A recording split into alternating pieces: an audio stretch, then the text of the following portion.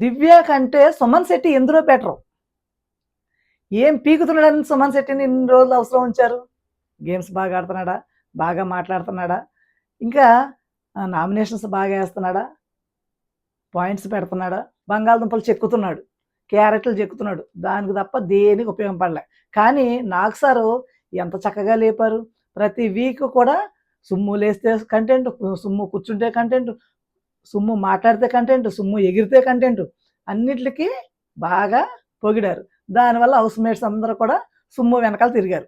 Pamper చేశారు సుమ్ముని. ఈ విధంగా చక్కగా తీసుకొచ్చి టాప్ 9లో పెట్టారు. దివ్య ఆర్గ్యుమెంట్ చేస్తది, అరుస్తది, కరుస్తది.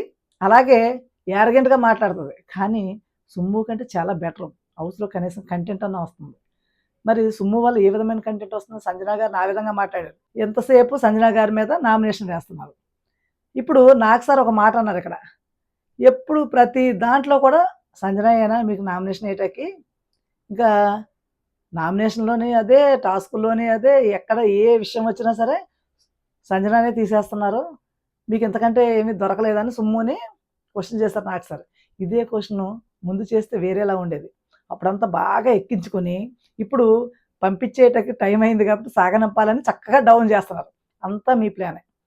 మీరు ఏ విధంగా చేస్తే ఆ విధంగా అవుతది అని మా అందరికీ తెలుసు. మేమే పిచ్చి గొర్రెల్లాగా చూస్తున్నాం. సుమ్ము సుమ్ము అంటే చూసాం. సుమ్ము వెళ్ళిపో అన్నా చూస్తాం. మొత్తానికి దివ్య అయితే హౌస్‌లో సుమ్ము కంటే 100% బెటరు.